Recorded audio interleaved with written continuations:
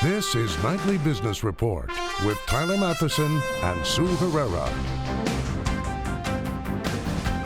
Supersized all-day breakfast powers McDonald's profits past expectations for the third straight quarter.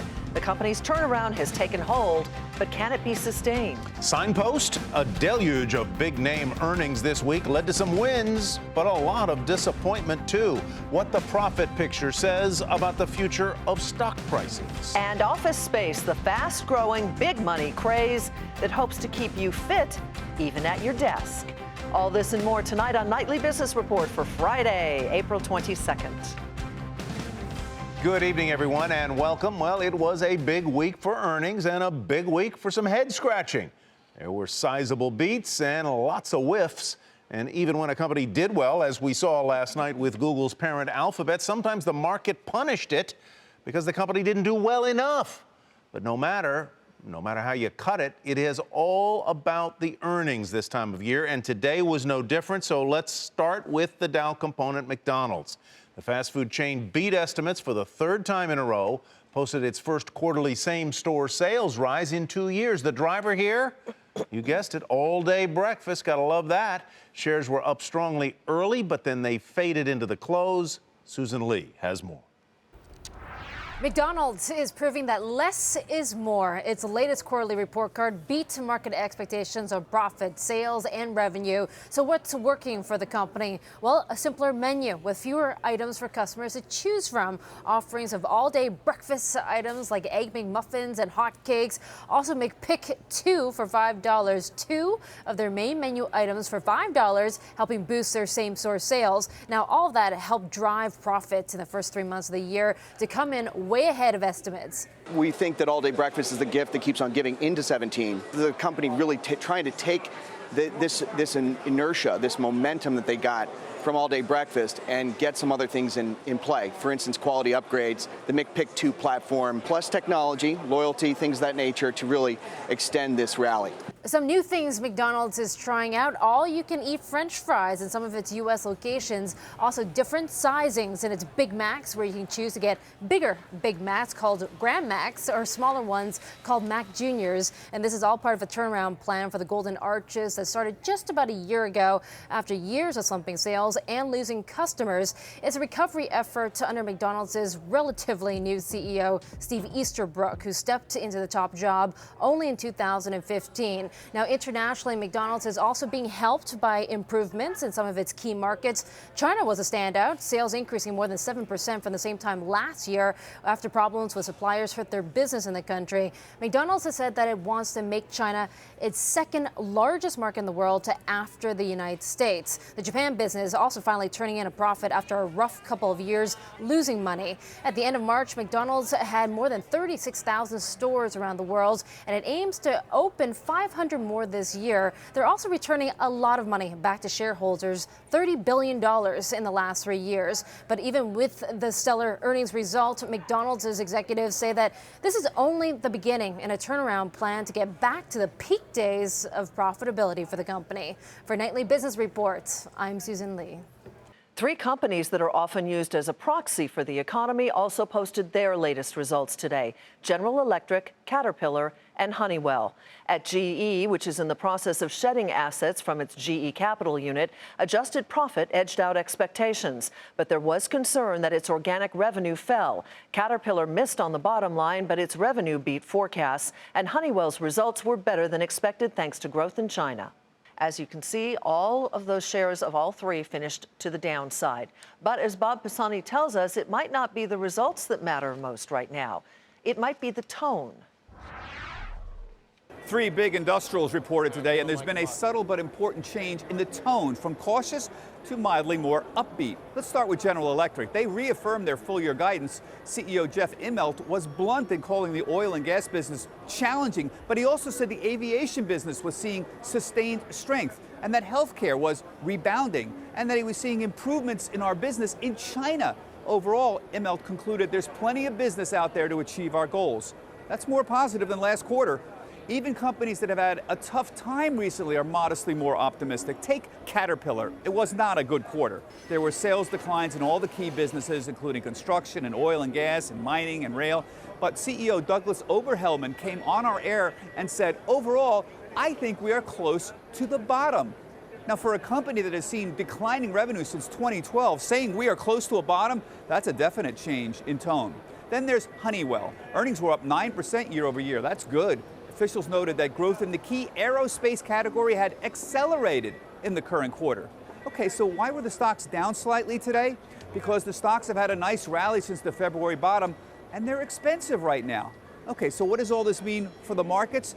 There's a change in tone, however modest, and that's a good sign for earnings in the second half of the year, and it increases the chances that we can end this earnings recession, this 4 consecutive quarters of earnings decline in the S&P 500.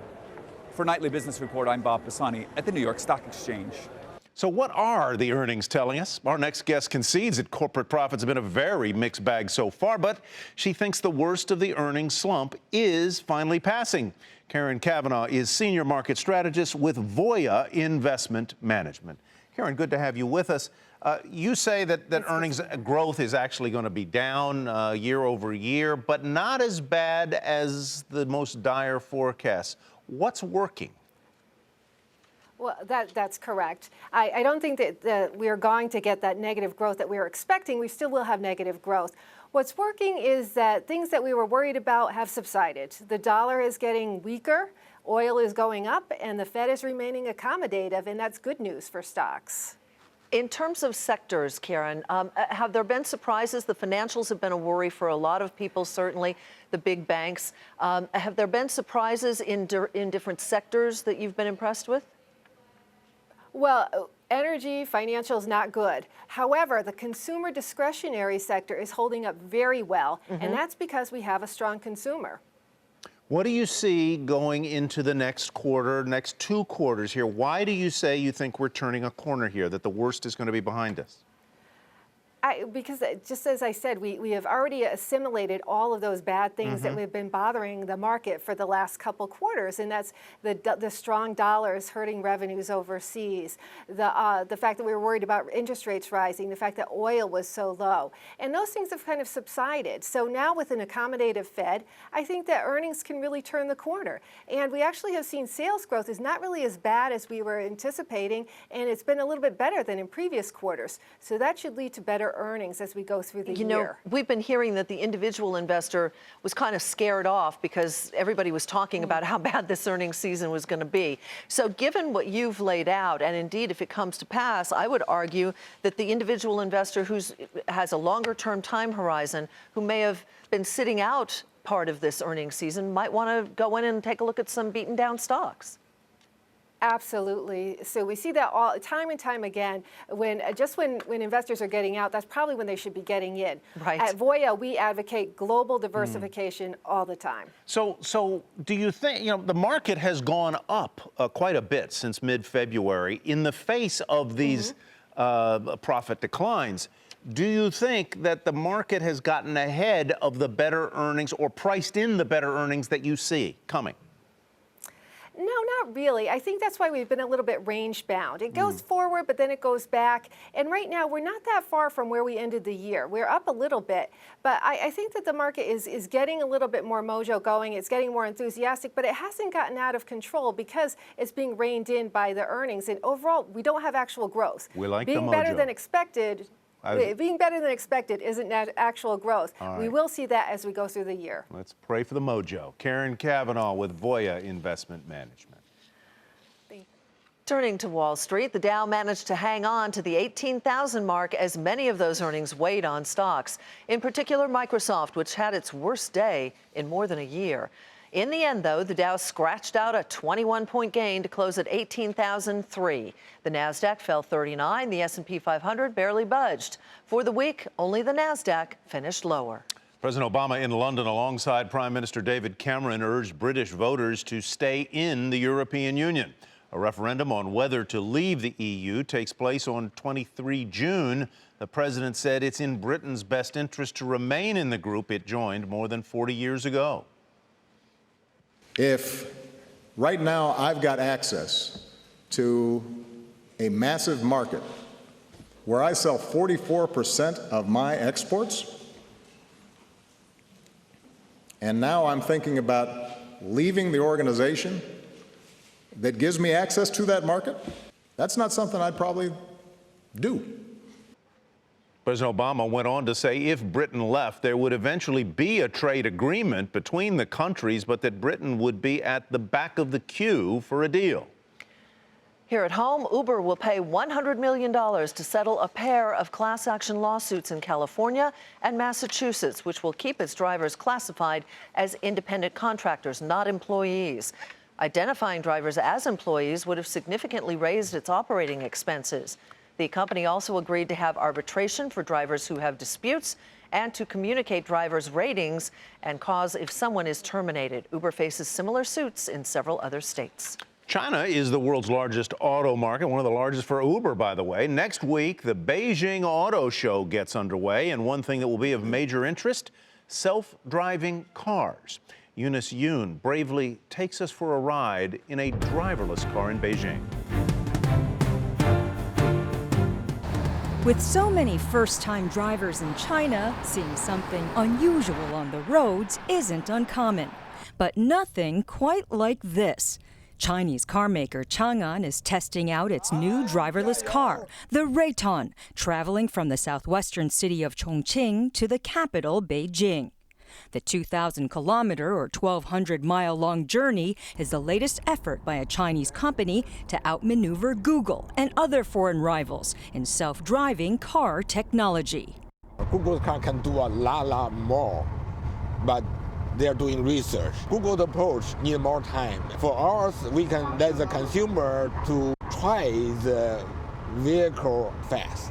Chang'an is one of a growing number of Chinese companies joining the global race to design an autonomous auto. The partner of Ford in China has created two models, one for cities and another that becomes self-driving on the highway. For now, both cars need a driver as a backup to navigate trickier traffic conditions. If the driver wants to change lanes, he either give a voice command or he can just use the turn signal. The vehicle will check the surrounding area. On this trip, the vehicle switched lanes, made three-point turns on their own, and clocked speeds of 120 kilometers an hour. Exercises to help engineers work out the kinks before Chang'an sells the cars as early as 2018. The push for self-driving cars is part of a broader state initiative for China to become a leader in IT. The Chinese government kind of encourage Chinese companies to invest more in product development, research. It's good for the company, good for our consumer, good for the country. Good for Chang'an's efforts to develop a technology it sees as essential to pulling ahead in the global auto industry. For Nightly Business Report, I'm Eunice Yoon in Beijing. Coming up, this week's Market Monitor thinks security is where you need to look if you want some winners for your portfolio. He has 3 names he'll tell you about.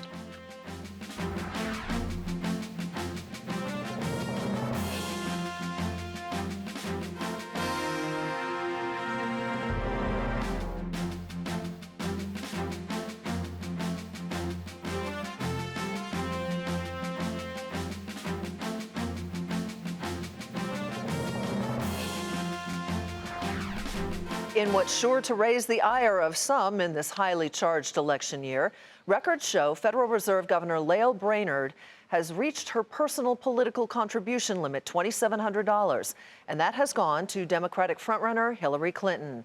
The donations are within Brainerd's right, but it's bound to again raise questions about the Fed's independence. Eamon Javers has been looking into this. Eamon, what did you find?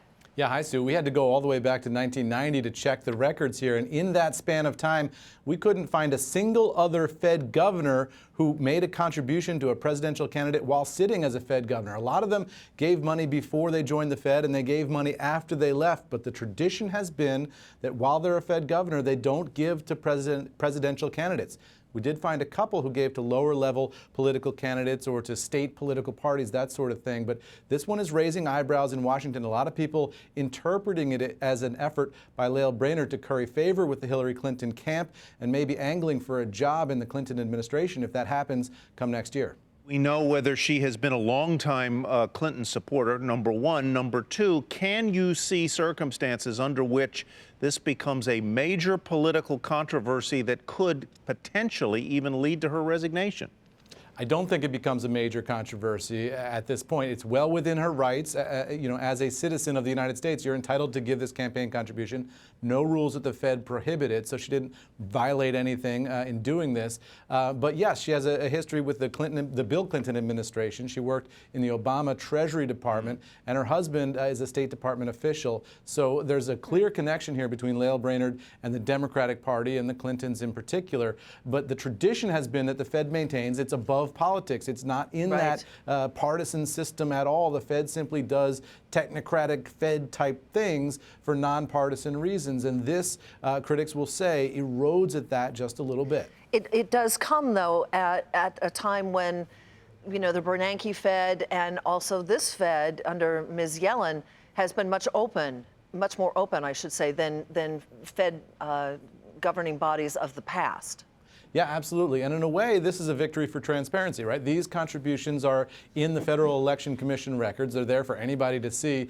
Nobody's hiding anything here with this one. So there are those who support Lael Brainerd's position and say, hey, if she's a Democrat, why shouldn't she be a Democrat and act like Democrats do in Washington? So that's the counter argument that, hey, at least nobody's hiding anything in all this.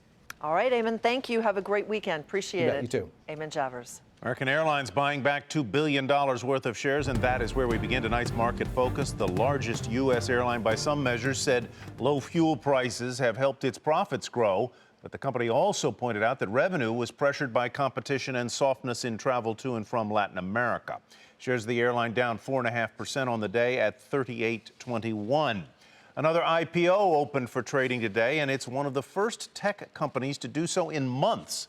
SecureWorks, the cybersecurity arm of Dell, initially hoped to price its shares in the range of $15.50 to $17.50, but it ended up opening at just $14 a share. And after a somewhat volatile day, that's exactly where its shares finished, 14 even. The consumer goods maker Kimberly-Clark, meantime, had a mixed first quarter as the company saw its profit rise and revenue fall.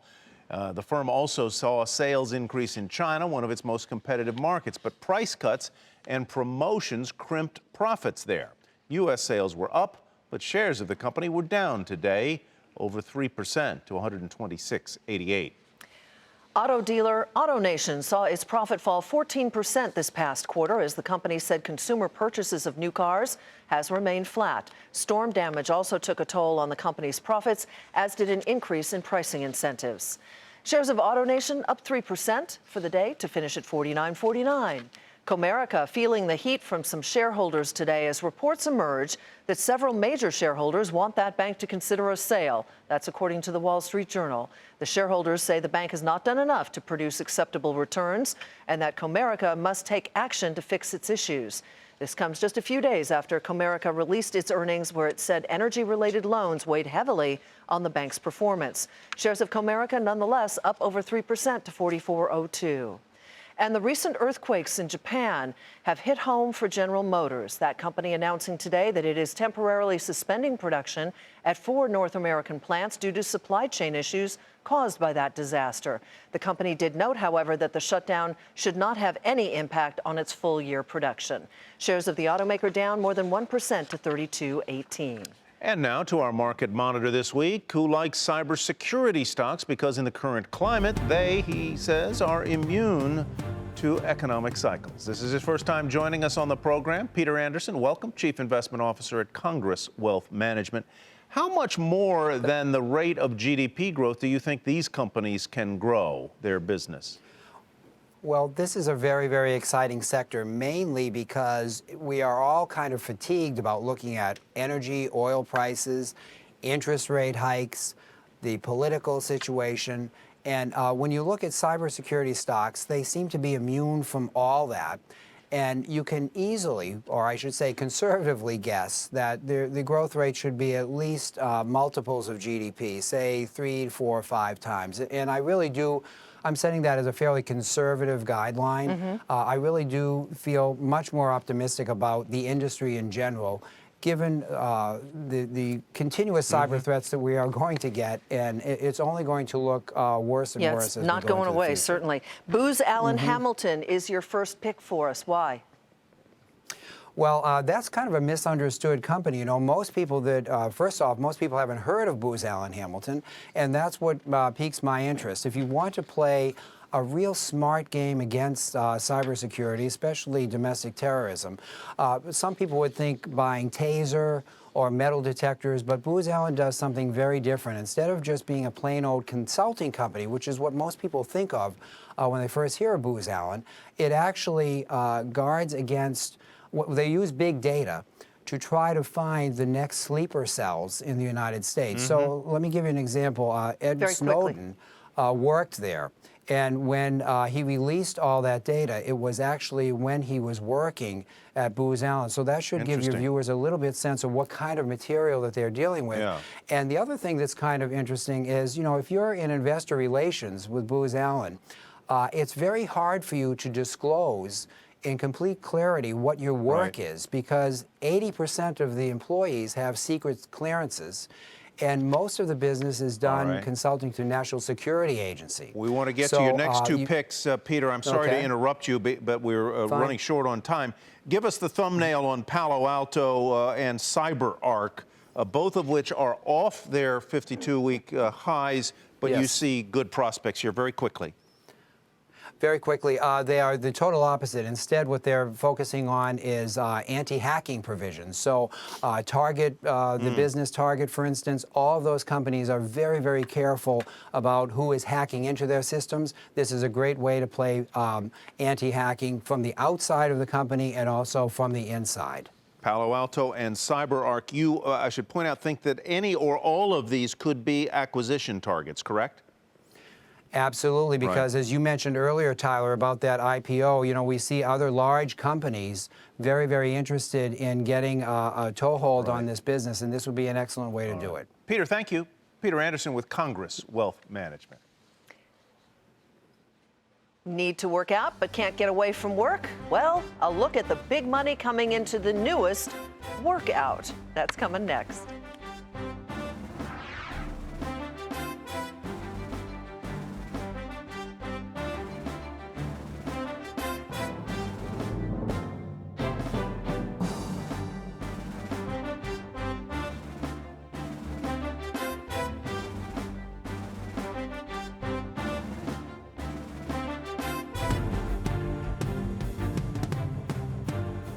Here is what to watch next week, folks. On Monday, a snapshot of the housing market when March new home sales are released. Wednesday, the big, and I do mean big day, the Federal Reserve's decision on interest rates comes out. Most people think the Fed will stand pat, but the commentary is going to be picked apart for clues as to when rates might rise. And on the heels of that meeting, Thursday will give us our initial read on economic growth in the first quarter. That, folks, is what to watch for a busy week ahead.